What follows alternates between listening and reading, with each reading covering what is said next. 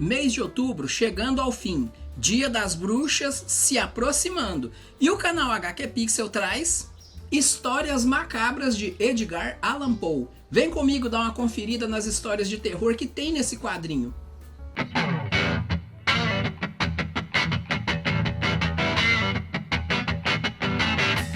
Olá pessoal, tudo bem com vocês? Marcos aqui mais uma vez para mais uma conversa de gibi de terror. Em nossa última conversa de gibi, eu trouxe Fronteiras do Além, do Jaime Cortez.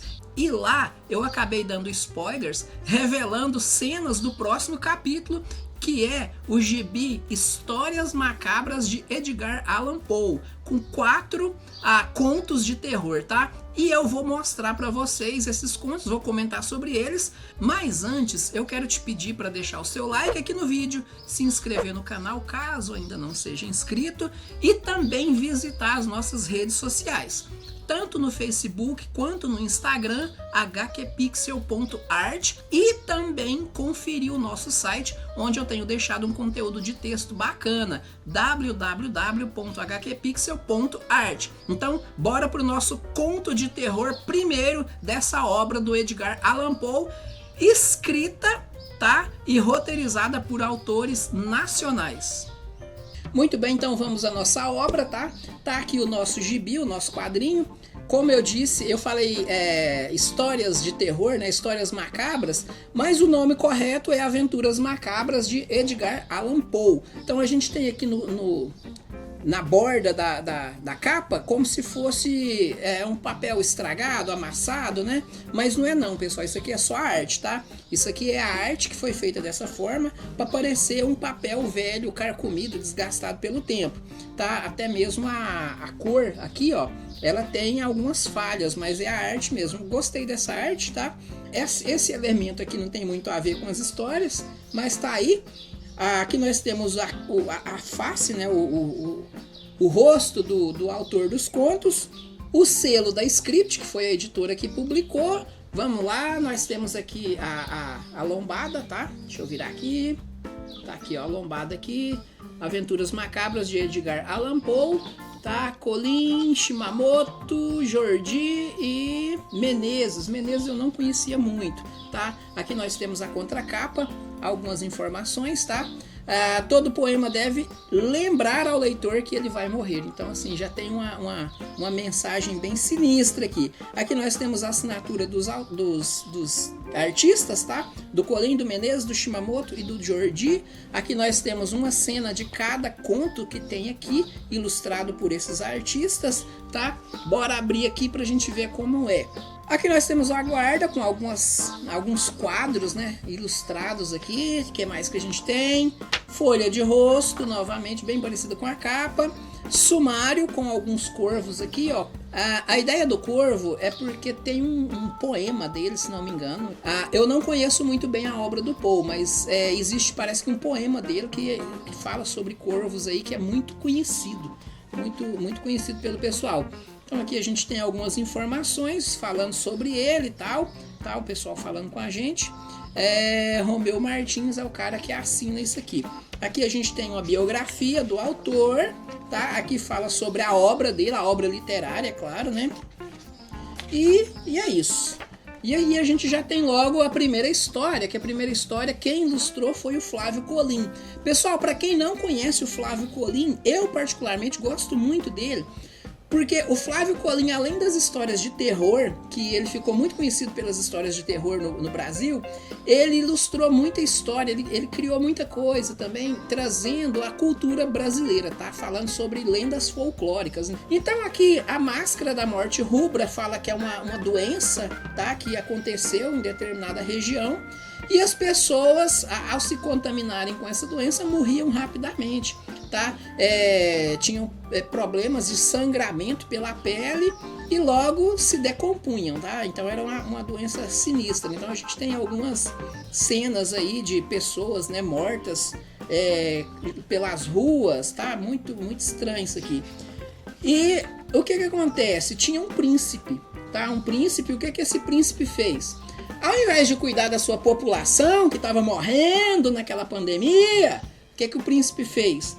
ele juntou ali uma quantidade dos seus, foi para um castelo e se trancou lá e não deixava ninguém sair para não se contaminar e não deixava ninguém entrar, tá? E ele levou riquezas e comida em abundância para lá e começou a fazer festas, tá? Então aqui ele dava alguns banquetes, tá? E o pessoal ali.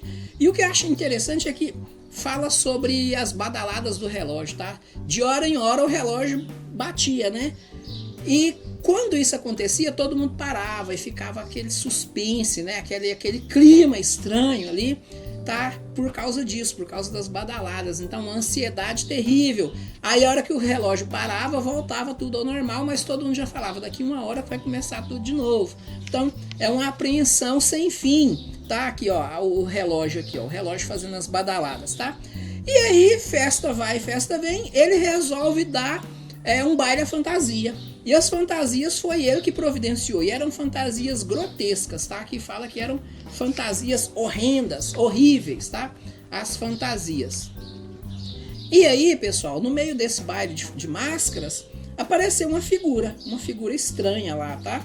E ele fala, quem é? E essa figura estava fantasiado como se fosse a Morte Rubra, tá? A Morte Rubra era o nome da doença que pegou a população tudo ali.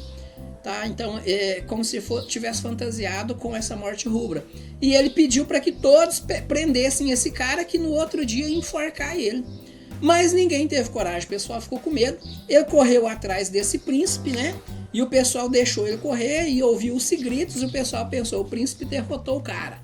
Só que quando chega lá, muito pelo contrário, ele derrubou o príncipe. E eles tentaram pegá-lo, e quando tentaram pegá-lo, viram que não tinha nada embaixo da roupa, e aquela máscara, não havia nada, não havia uma pessoa embaixo da roupa, atrás da máscara, e eles entenderam que foi a própria Morte Rubra que entrou dentro do castelo, contaminou todos e logo depois morreram todos, tá? Então foi um triste fim aí nesse esquema aí. E essa aqui foi a primeira história, né? A Morte Rubra.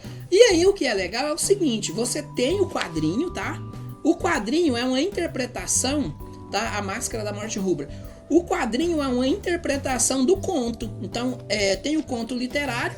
O Flávio Colim transcreveu esse conto que tá aqui para o quadrinho. E aí o legal é que você pode ler o quadrinho e logo na sequência ler o original e fazer suas comparações. Nesse caso aqui, ponto pro Colim, tá? Ele conseguiu perfeitamente desenhar o que está escrito aqui. Então, se você ler a obra, você lê o conto original e lê a história em quadrinho, você vai perceber que não tem nenhuma diferença, tá? Pessoal, não sei se vocês conseguem ouvir, mas ali fora tem uma cantiga de pássaros, tá? Aqui onde eu tô aqui, é no interior do estadão de Goiás, na minha querida Goiabeira, no meu quintal, tá? Aqui minha oficina fica, tem um quintal logo ali adiante, então por isso que essa luminosidade aqui da janela e os pássaros estão cantando lá fora. Não se preocupem, tá? O segundo conto, tá? A segunda história foi desenhada pelo samurai dos quadrinhos Júlio Shimamoto, que é outro autor que eu gosto muito, tá? Gosto demais do Shimamoto, gosto demais do traço dele. Inclusive, na última conversa de gibi, eu fiz até uma comparação do autor lá da Fronteiras do Além com o Shimamoto, falando que ambos trabalham muito bem com contraste, tá? Então a gente já vê aqui, ó. Esse aqui é o Senhor Valdemar, tá? O estranho caso do Senhor Valdemar. Conta o conto que o Senhor Valdemar era uma pessoa, assim, magra, uma pessoa meio ranzinza, tá? Uma pessoa que não tinha muitas crendices, uma pessoa bem ligada à ciência e falava pouco e tinha poucos amigos. E havia um cara, um hipnotizador, que pensou, cara, e se eu hipnotizar alguém que tá quase morrendo? Naquele momento em que a pessoa morre, se ela tiver hipnotizada, o que acontece? Então, ele descobre que seu Valdemar estava já nos seus últimos dias, desenganado pelos médicos por causa de uma tuberculose, e conversou com o senhor Valdemar e falou que queria fazer esse experimento. O senhor Valdemar, não, pela ciência eu concordo, pode fazer. Aí ficou combinado, ó, quando tiver faltando algumas horas que os médicos falar que o senhor vai morrer, o senhor me chama, 24 horas antes, tranquilo. E aí ele foi chamado, assim que ele foi chamado, 15 minutos depois ele já estava lá, tá, na casa do seu Valdemar, e quando ele chegou, ele viu o seu Valdemar de uma forma que ele nunca tinha visto um ser humano. Então ele fala que ele estava muito magro, tá, que ele não está morto ainda, mas os ossos estavam apontando pela pele, tá? Então aqui ele estava em estado lastimável. E aí tinham 2 médicos e 2 enfermeiros, tá? E o hipnotizador. E o hipnotizador conversou com os médicos e aí eles falaram, a gente vai embora, a gente volta depois.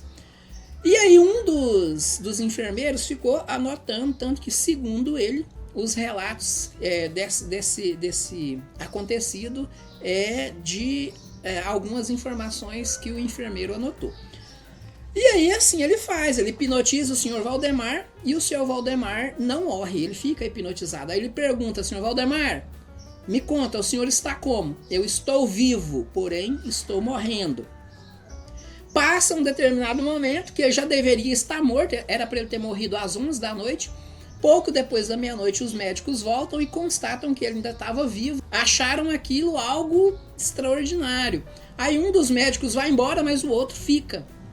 E algumas horas madrugada afora, ele pergunta, seu Valdemar, como o senhor está? Vivo, porém quase morto, né? Então ele vai falando assim.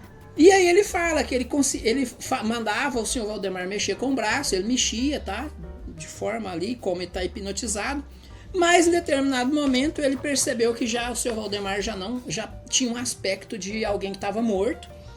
E o seu semblante era de alguém que já estava morto, ele não falava mais, emitia só alguns sons, tá? E aí ele pergunta, seu Valdemar, como o senhor está? Ele pega e fala, agora eu estou morto, né? Me deixe em paz, não me acorde.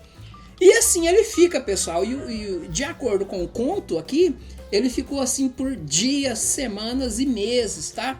Até que um dia não houve como, o médico falou, não, eu vou despertar ele. Quando despertou, ele simplesmente se desmanchou no leito, tá? Então olha aqui como que ficou ele aqui, só praticamente o esqueleto, e que ficou aquela gosma. Então é um conto de horror, mas é um conto meio nojento, eu achei, tá?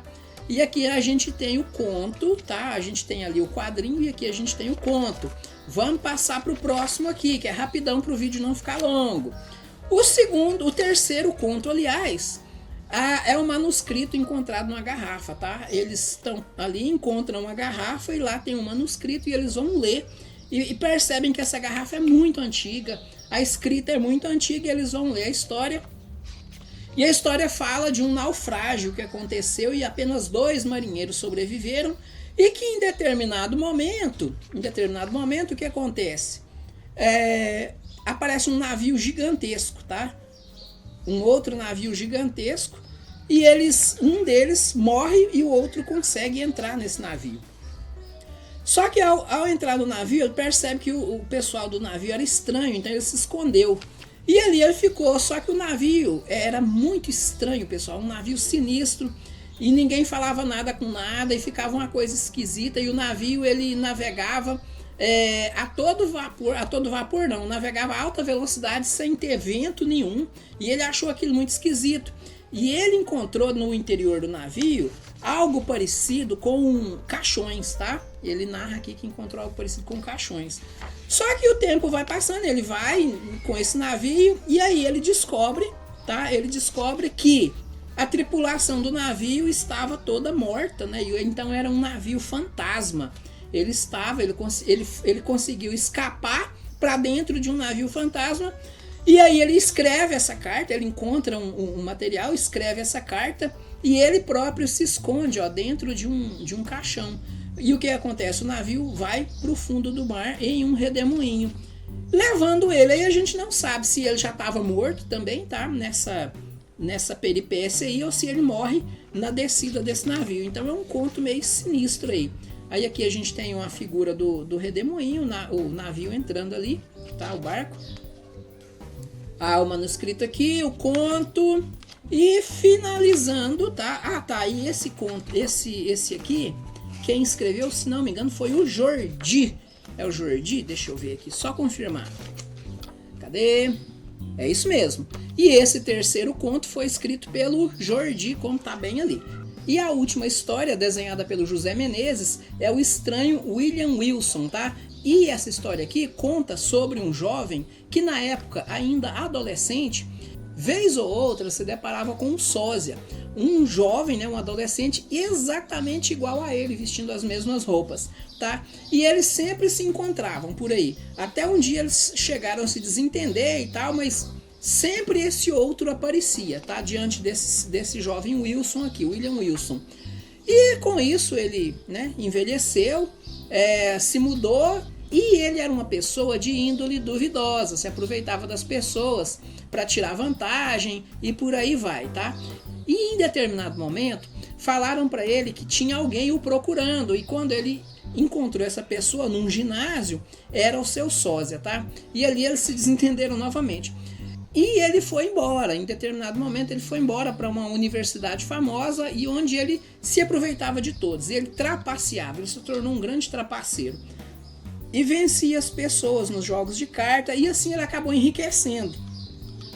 E em determinado momento ele está jogando, que está com o pessoal, chegou um rico, uma pessoa muito rica da Inglaterra, na universidade e ele enrolou essa pessoa e foi jogar, apostar e ganhou todo o dinheiro do cara. Aí aparece no escuro, ele fala que estava meio que embriagado, mas ele conseguiu ver que era o seu sósia.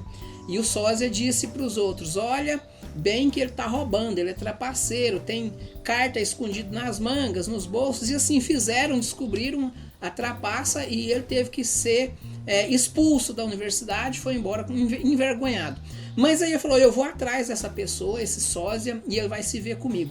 E passou a procurar esse sósia em todos os lugares, tá? Até que ele fala que em um determinado carnaval, ele já havia bebido bastante, ele consegue encontrar esse sósia e o desafia para um duelo de espada. Fala, agora você vai ver.